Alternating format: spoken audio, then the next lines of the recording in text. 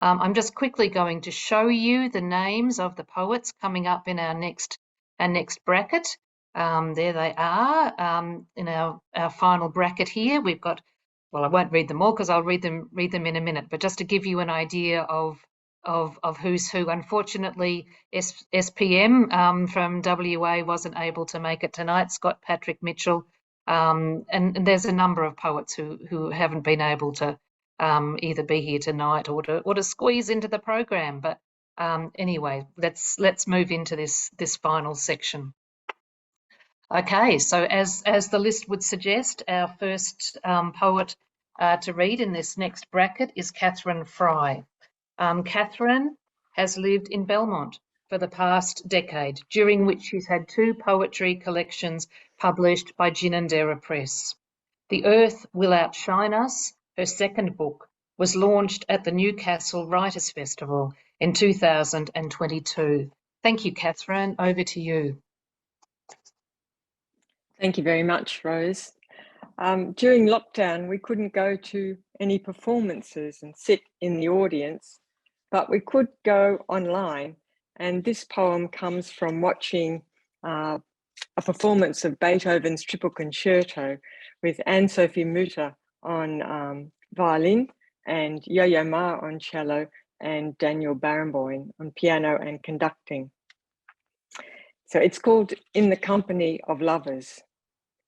She leans back at the end of the bar, flourishes her bow with a wide arc into the void, settling you in this new world 2 centuries old. His furrowed brow, her pursed red lipstick lips. She turns briefly to scan the others on stage as B flips the page, his hands taut, a shepherd conducting his fine flock in Berlin. Here there's no aggressor at a country's border, no sudden fire nor crime scene.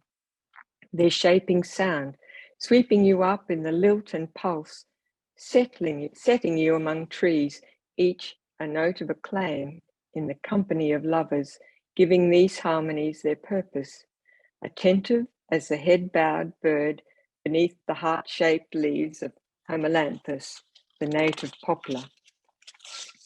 M lifts his brow, his face perspiring. Others quiver in time with the score. If only Beethoven could hear today's tears in the Largo, grief pouring from the cello, the piano and violin musing on tenderness, like late in the quiet light of a new moon without birdsong. The stars driving you into your own ether. You're in the company of lovers, giving wholly as they know how.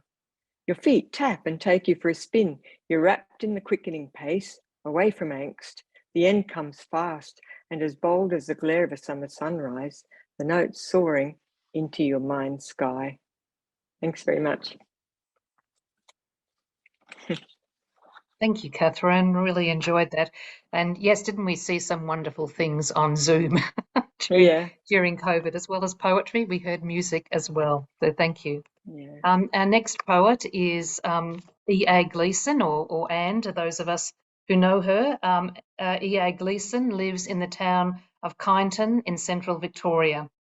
Her 3 poetry books, In Between the Dancing, Maisie and the Black Cat Band, and Small Acts of Purpose, were published by Interactive Press. So thank you, Anne. I'll hand over to you. Thanks, Rose. This poem is called The Span of a Bridge. On the bridge that joins the north of the city to the south, I watch a woman stricken as she watches a man wrap his arms around a boy, put his hand to the boy's hair, and speak a short burst of words I cannot hear. But what I see then is the man uncoil, lower his face to say one last thing, and as he begins to walk away, put his hand to the boy's shoulder and turn him towards the woman whose arms open like a cloak. The woman looks out from above the child's head, and because I have seen what there is to see, I walk from the bridge that spans a young boy's life with every other thing that will happen to him.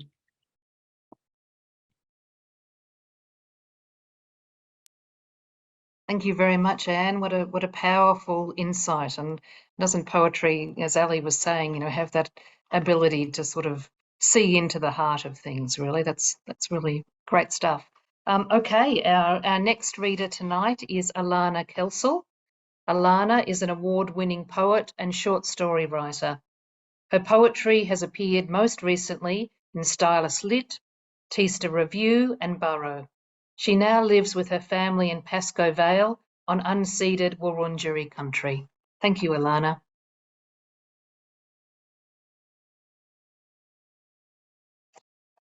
Alana, come off mute before you begin. We all do it, don't worry.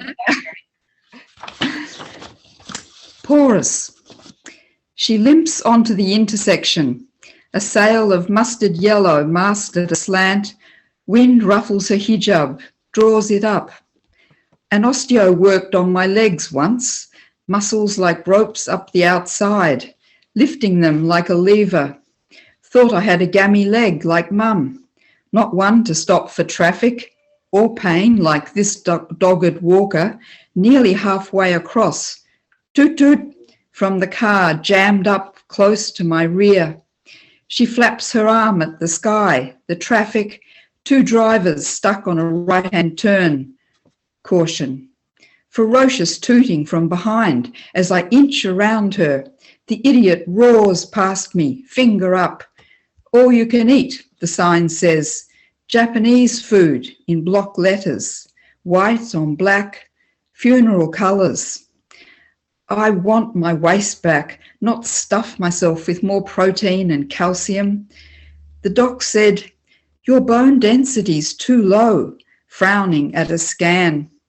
Can't watch you break every bone in your body like my mother did. Mine never broke a single bone. I'm adamant too.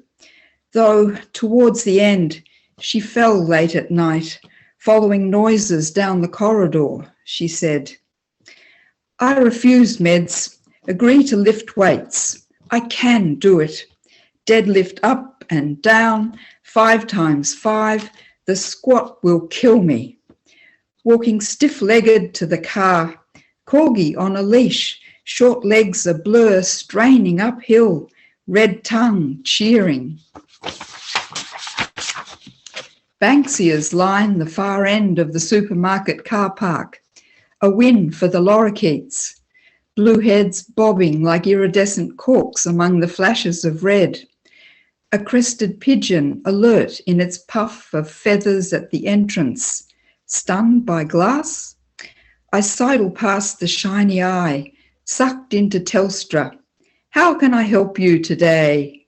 His fingers leaf-blowing text across the screen for this rah-rah of a new account with QR code. How I hate the urgency of phones, long distance from the farm back then. Your father's ill, or happy birthday. Whenever I dialed, the blood rush as the pips sounded, bracing myself for Dad's war-damaged ears. So hard to breach his walls. Pick up, Mum, pick up. The circle turns and turns on the screen. Internet down. He switches to backup. I leave it in his hands, traipse along the corridor, past the flesh-filled butcher's window. Leg of lamb for dinner one time when the kids were shoulder height and I still cooked the meats from childhood. How did it die? My younger son, trembling. A lamb was a fluffy white animal in a field, not a leg on a plate. It died, okay? Where? I don't know. Mom! Dainty hooves kicking at the wheelbarrow all the way to the chopping block. A rooster held upside down, squawking. When did I first learn to ignore those sounds? In another life passing through me, Mum raised her strong arm. All done, His smile lights up like the wattage around him. I get home, remember the pigeon that was there, and then it wasn't. Thank you.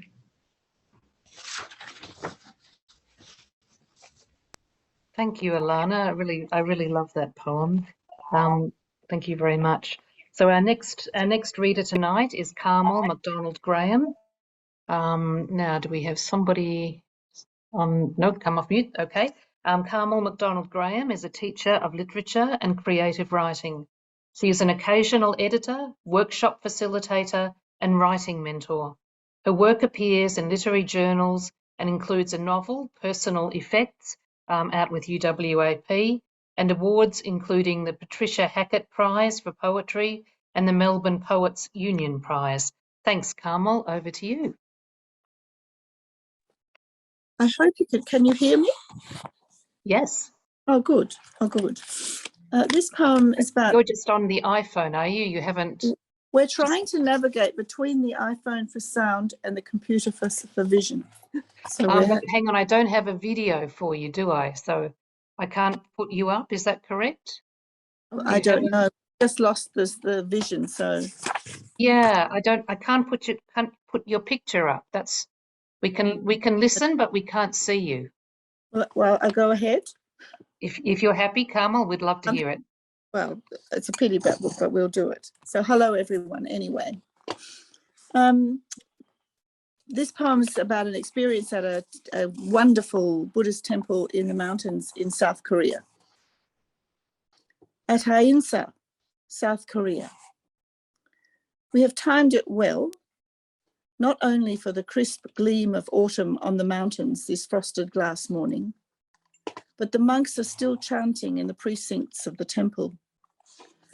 When at last the drum does begin, it is played with virtuoso piety to greet the sun and the faithful. I used to be one, so the sacred rhythm has me sifting childhood for traces of conviction. My thoughts follow drum dust as monk takes over from monk, flawlessly sustaining the hammer beat across flat, taut, strung skin. For half an hour without a pause, relentless rhythm, reverence driven, then silence falls, sudden, raw, and into it, as a stone into a lake, the great bell rings, sounding small. Someone wrong claps. After, in the mountain's shadow at the temple gate, a gift. A local girl, placing a stone on stones, offers one and tries my language, awkward on her tongue, to tell me it will ripen into prayers that might actually be answered. She is pleased to understand my novice thanks. Kamsahamnida. We take each other's smiles home. Thank you. Sorry about the vision. I'm trying to get back in. Never mind, it was wonderful to hear you, Carmel. That was really a beautiful poem. Our next reader tonight is Shay Mark. Shay Mark's poetry appears in Cordite, Meanjin, Westerly, Southerly and Overland, and won the Blue Nib Chapbook Award in 2020. Her collection Keeper of the Ritual from UWAP was shortlisted for the Noel Rowe Poetry Award. So thank you, Shay. Thank you, Rose. After I wrote this poem, I realized that this was probably the final conversation that I would have with my mother.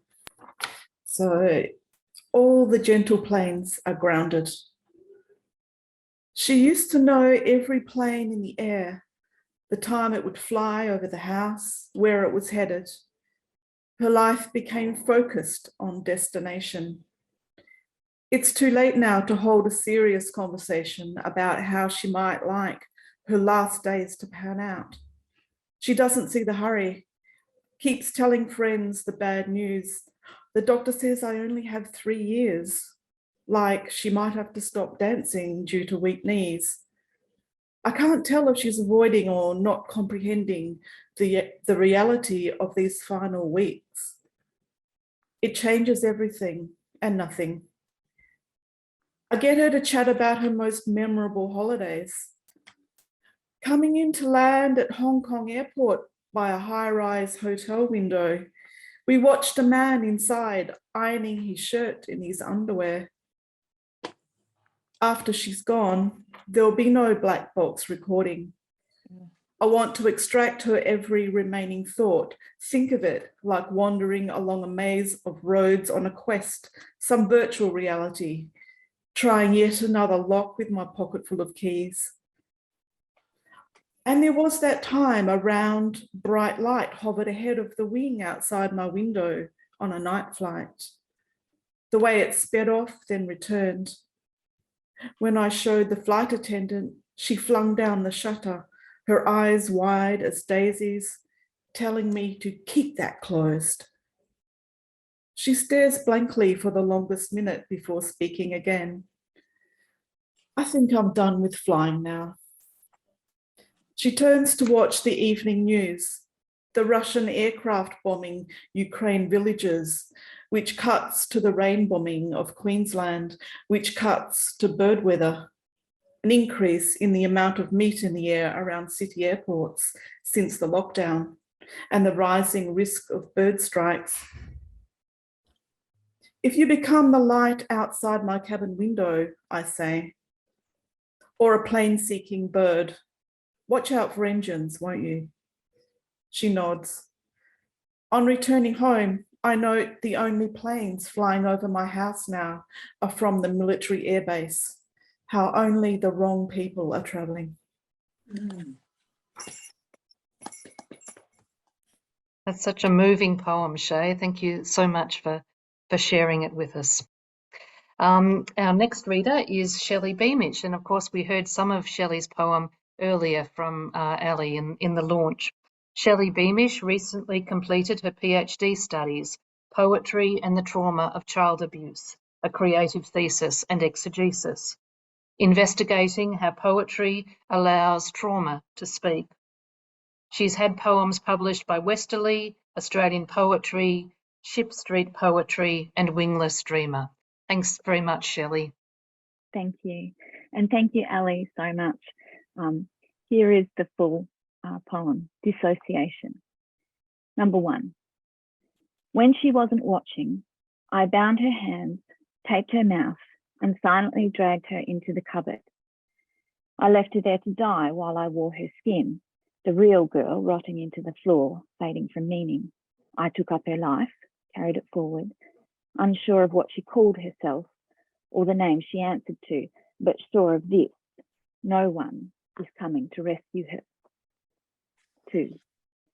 When you weren't watching, I bound your hands, taped your mouth, and silently dragged you into the cupboard.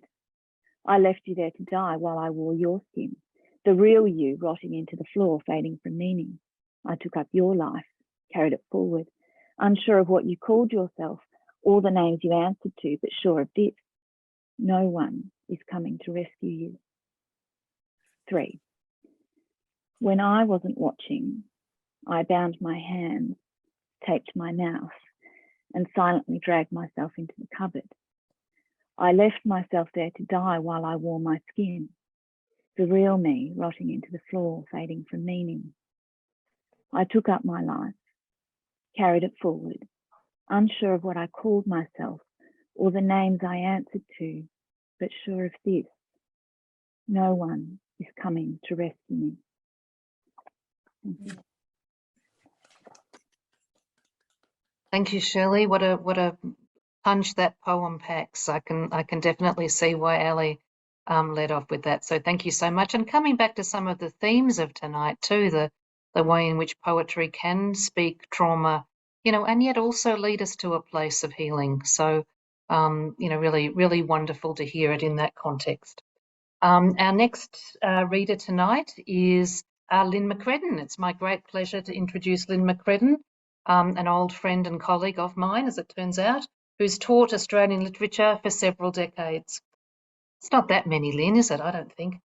She's the author of one book of poetry, Wanting Only, and of several critical monographs, including James Macaulay and the fiction of Tim Winton, Earthed and Sacred. She lives in central Victoria. Thanks, Lynn. Thank you, Rose. And before I begin, I'd like to say that I'm very grateful to you and to Pauline for all the hard work you've been putting into this enterprise, the book and tonight, but also the whole enterprise is really thrilling. So good on you, girls. Keep it going. I think I'm probably not alone, that's an understatement, in saying that when the Ukraine-Russia war began, all of us were absolutely appalled and shocked by what was going on, and it's still going on. So this poem, Shelter Us, just came at me at the beginning of the war, as I'm sure a lot of these feelings did for a lot of us. So it's called Shelter Us. 1, screening. This month, smart Australian TVs are screening close-ups of gutted living rooms and long shots of market roads selectively pixelated for propriety and to shelter us from shock.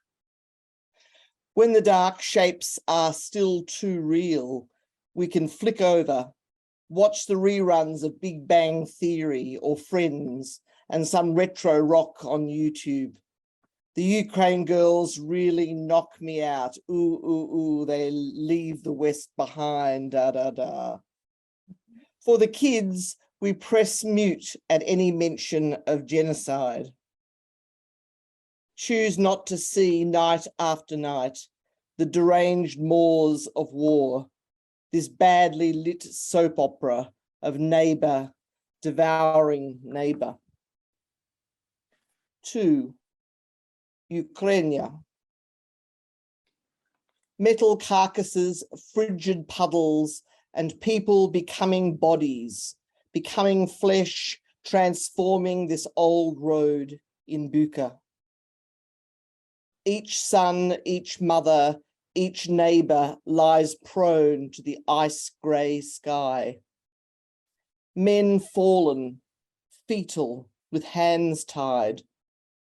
Women with arms open and emptied of bread, of shopping bags, of granddaughters.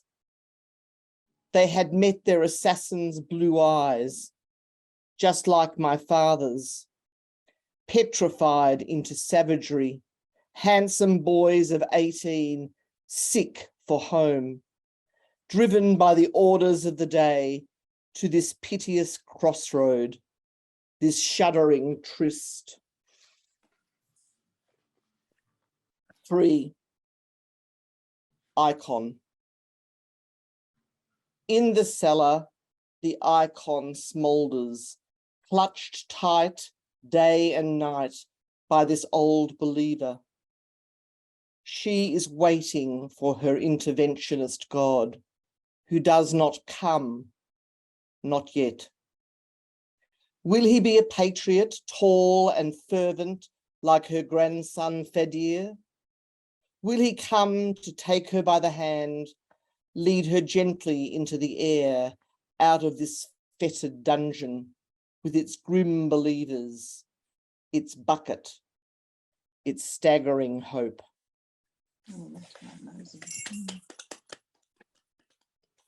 Thank you. Thank you, Lynn. Another really important poem to write and indeed to hear. Thank you very much. Our next reader tonight is Anthony Mills. Anthony lives in the Southern Highlands of New South Wales. He spent most of his working life as a public health worker in the area of physical and mental health wellbeing. He now volunteers as a hospital chaplain. He has had a number of poems published in journals, as in our very own Liquid Amber's Lockdown Poetry, The COVID Long Haul, and has a forthcoming book, Miracle of Days, coming out from Ginninderra Press quite shortly. Thank you, Tony.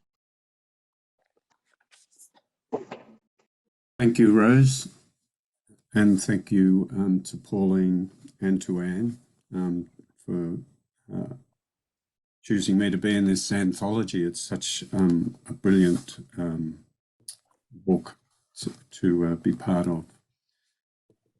This poem's called In a Friend's Garden. This, the month of apples, her face distant with years of weather, mind always filled with plants, soil, rain, as if blending with the world. In a far corner of the garden, a brake of trees shepherds the wind from a small orchard, ground littered with fallen, bird-pocked fruit, jerky, waddling geese. The knotted trees, like old believers, shaped by weight of dreams. A dandelion clock of fluff scatters from child breaths. My shadow bows as I bend to plant garlic cloves, feet heavy with claggy clay, grey-skinned sky spitting rain. Our work finished, we share bread of words and fruit, warm folded, desiring nothing else. Thank you. Thank you, Tony. Really beautiful. Our next reader tonight is Anne Shenfield. Anne's poems have received various awards, including the Judith Wright Poetry Prize for her book, You Can Get Only So Close on Google Earth. Fantastic title. Her new book, A Treatment, is to be published by Upswell in 2023. Thanks, Anne.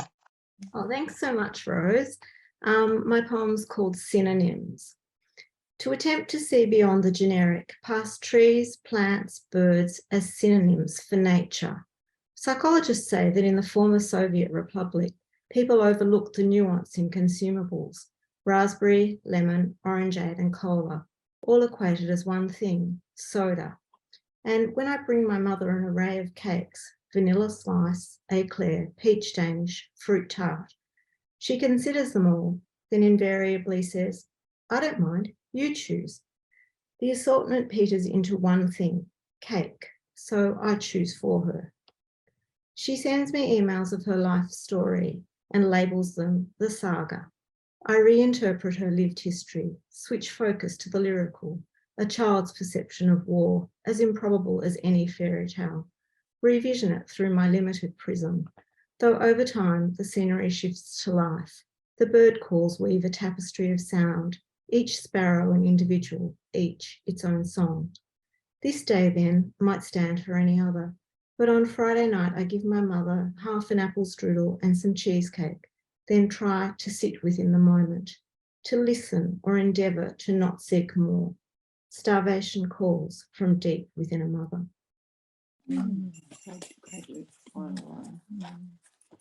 Fantastic. Thank you, Anne. Thank you I'm glad you made it tonight and were able to share that with us. Our next reader is Mark O'Flynn. Mark O'Flynn's novel, The Last Days of Ava Langdon from UQP, was shortlisted for the Miles Franklin in 2017. A collection of short stories, Dental Tourism, another intriguing title, appeared in 2020. His seventh collection of poems, Undercoat, was published by Liquid Amber Press just this year, 2022. Thank you, Mark. Thank you, Rose. Can you hear me? All good. Am I unmuted?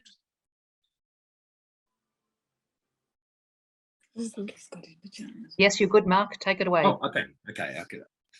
Thank you, and congratulations to you and to everyone who was involved in putting together such a fabulous anthology. It really is an honour to be among such accomplished company. My poem was a response to the painting by Vermeer, Girl Reading a Letter at an Open Window. And what I've tried to do is to imagine what is written in the letter. It's called Fenestration. My love, beyond the open window through which the bright day glares, the gargle of the Delft she comes tumbling over rough weirs. Mould grows upon your walls. In a corner where floorboard meets skirting, look, a tiny toadstool. Outside, fledgling cygnets shriek as they evade the nets which have seized their mother for someone's tea tonight. I picture you facing south, reading this, not a moment too soon. The midday sun bright as a new gilder. I know you in this damp, uncurtained light. I would know you by the glimmer of the firmament's last star after all the others have winked out. In that utter darkness, I would find you as you have found this token beneath your pillow. See, I have brought fruit from the market, which I imagine you holding to your soft cheek. I have left them on the bed in the warm hollow of our making. Forgive me taking half a peach. I know peaches are your favourite, full of the sun's liquid purpose. Your hair aflame, tied back in its snood, lit by a golden deity. How I have scorched myself in that hair, lips burned to embers, and would again, but for the master of this attic, whose name is not mine. Please, Lord, let him not find me here. Hush, my love. This letter goes where I cannot ask you to follow, where doubt has staked its claim on your estate. I see you in your room, spectre refracted in the lead-light glass, wondering what memento mori lies hidden in that arras, shadows like howling faces of the moon, unappeased by gifts of pears or apples, their raw symbols spilling from the cracked dish, stopped like a breath's unwound clock, stopped till your heart's half and mine conjoin again. I am the ghost in the window blur. You are the spirit in the plaster bare, betrayed by a phantom cherub spy.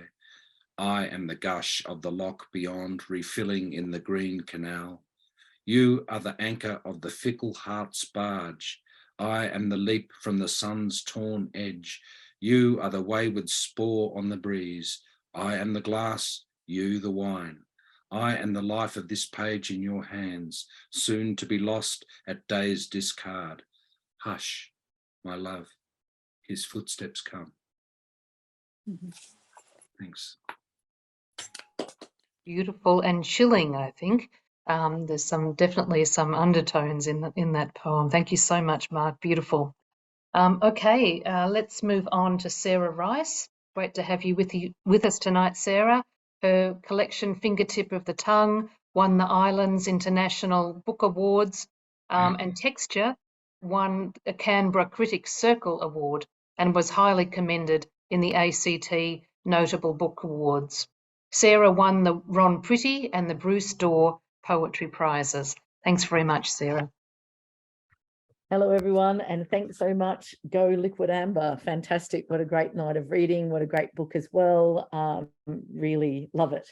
And also, I really enjoyed your comments, Ali, about the visual, about poetry being the closest to visual art and also being sort of a window. So that leads on very well to my poem, which is a response to the Danish painter Wilhelm Hammershøi, who did very poetic and subdued portraits of people and interiors, very dark with just little touches of light.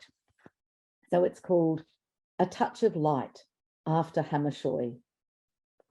What is that light-tipped tap on the shoulder, light as hair? Who's there? The very outline of no one. The light calls out, announces that here and here and here shall be touched, charged, and all changed. And if this light should fall on wood, it would split and lichen would spill from the gash. And if it should fall on concrete, it would crack and a dandelion would take root and shake its head full of seeds. And if this light should fall through the cracks, it would illuminate the other side of the world and the very devil would grow wings. And if this light should fall upon this jug, this spoon, this curtain, they should be filled, set sail, billow, blossom, throw their shadows away. And if this light should fall on you or me.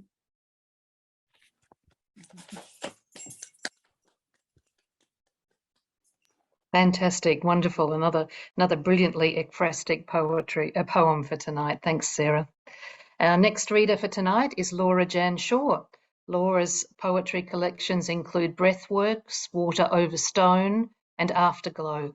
Published in anthologies and literary journals on 4 continents, she received her MFA, Master in Fine Arts, in Poetry from Pacific University. Thanks, Laura.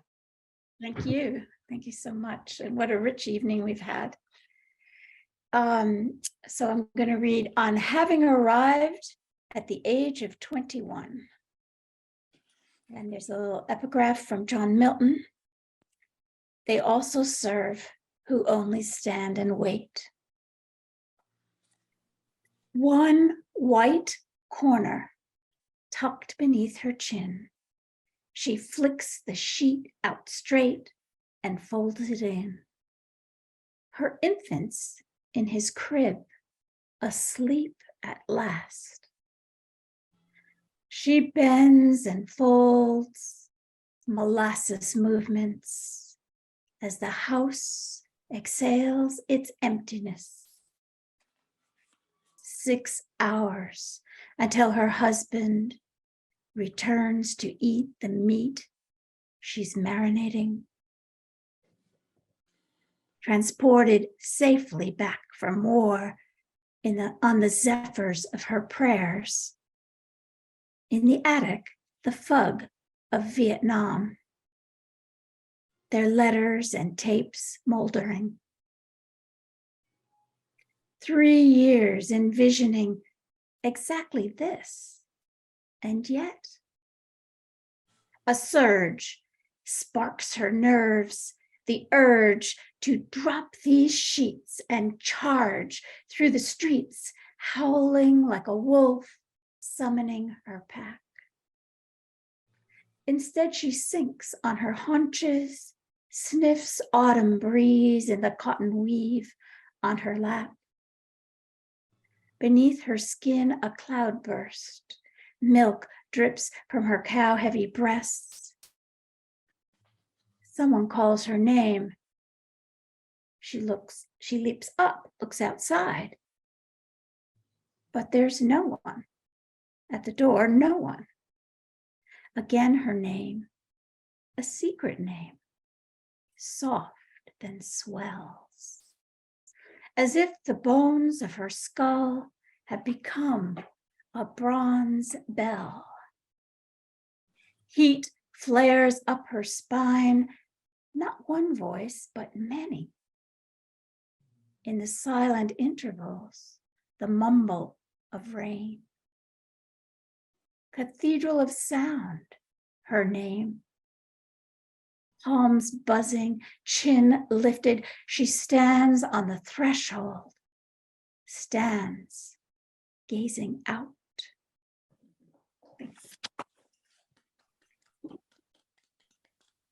Thank you so much, Laura. What a unsettling and yet beautiful poem. I really love that poem.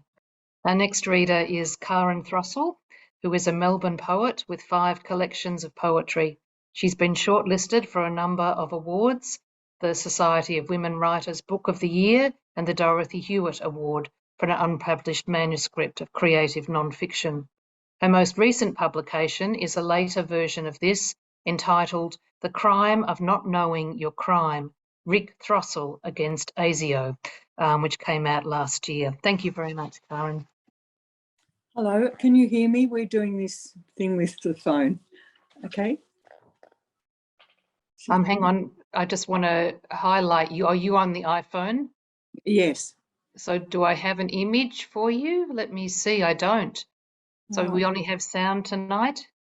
Yes, Carmel and I are together and the same thing happened to her. I can see on yours. Okay, cool. All right, let's wow us with your words.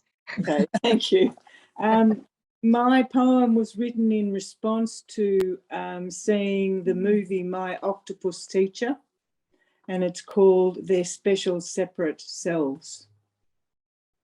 Primal fear, spider, snake, twining testicles, doddery many legs, writhing Medusa head, goggly space monster eyes, squirming, slithering, wriggling, writhing, and I ate them. Nothing nicer than lightly fried, crispy calamari rings and hot salty chips. To watch is to understand, even secondhand.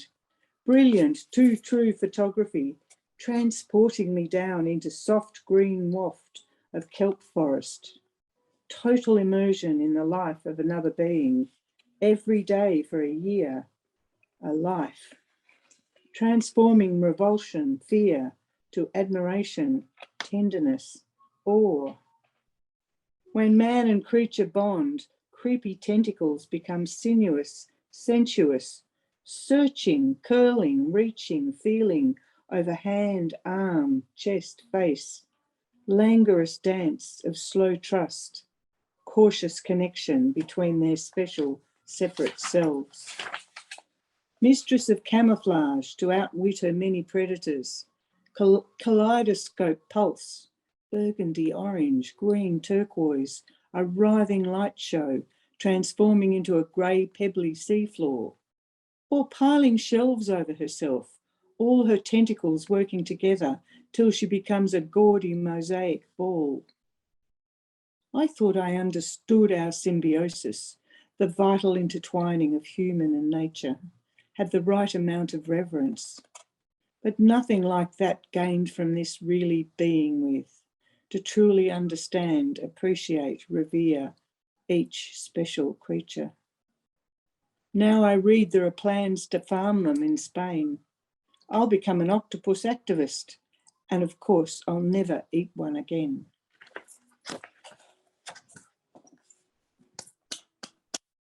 Thanks very much, Karen. That's I'm really glad we heard that. Okay, we've got two more poets in this wonderful night of rich reading and listening. So bear with us. Our next poet is Rose Van Son, a Perth-based poet. She's been published in Australian Poetry, Rabbit, Westerlies, Solace, with the ACU Prize, the Glasgow Review. Her collections include Cloak of Letters, Nature's Warehouse, and From the Open Doorway, a book of haiku. She's featured in the Perth, New Norcia and York festivals, and she was one of our poets in the spotlight quite recently for Liquid Amber Press also. Thank you, Rose. Thank you, Rose. Wildflower, in memoriam, Edward Thomas.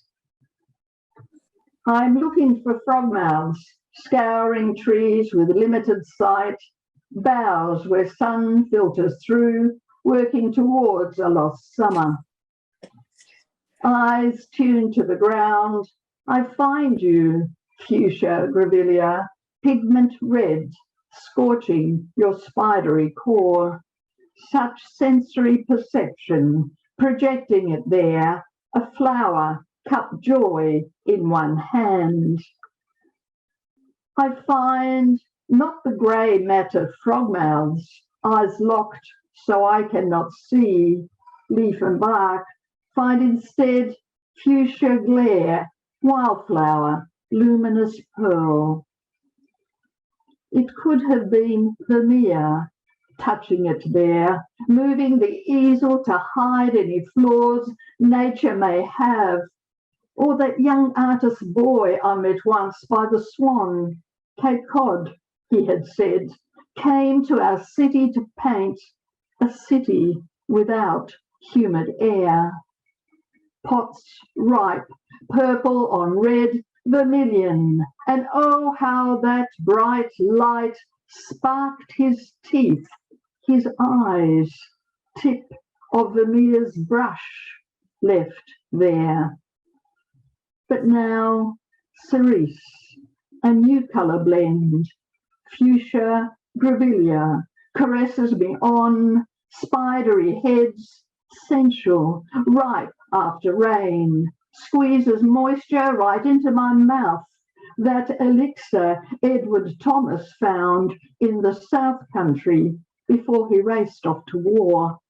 A war that was none of his business, someone said. Just frost, planting a monkey on his back, but so long ago. Today it is you, fuchsia grevillea, attracting the sun, capillaries meant for moisture, for sucking rain right into your roots. And I wonder what more I would have read, Mr. Thomas, had that monkey lifted from your back. Thank you. Thank you, Rose. Fantastic. Wonderful poem. Our final reader for this evening is Denise O'Hagan. Denise is an award-winning editor and poet, recipient of the Dalkey Poetry Prize. Her work has been shortlisted in the Robert Graves Poetry Prize and the Plough Writing good. Prize. I'm just so tired. I'm just Oh, hang on, Yep. Her second poetry collection is Anamnesis, which has just come out with Recent Work Press. So thank you very much, Denise. Thank you. Can you hear me? Yes. Oh, good. It's an honor to be in this anthology. Thank you so much to everyone, and Ali for your amazing launch speech as well. My poem is As Water is to Mist. They crave a sign, those souls confined to the slip of space between soil and sky, that this is not all there is. We try in our insubstantial way to stay with those who need us most, for we are to them as water is to mist. We come to them, they breathe us in, though they have no knowledge of it, shackled to their own solidity. They're immured in what they can see and touch, and what satisfies their rational minds. A few, less firmly tied to things empirical, admit the possibility of us. The woman who falls silent around her own husband, but glimpses eternity in a salmon pink sunset through the curtained kitchen window. The child on the other side of town, fists balled into his eyes in the dead of night, who still talks to his twin brother, though he's been gone these past 2 years. These are the souls who reel us in, expertly and with unwitting cruelty. Oh, how we ache to converse with them, be recognized in some small way by those who are our flesh and blood, though we have no tongue to speak nor a way to manifest our existence. But know it's us who hush the air, who still the clocks at your beloved's passing, and ghost your rooms and corridors, who prompt you to spin around in a dark and silent space, when you have that feeling that somewhere in between the spider plants and picture frames, there's someone there. Thank you. Thank you so much, Denise. How absolutely wonderful. Great note to finish on.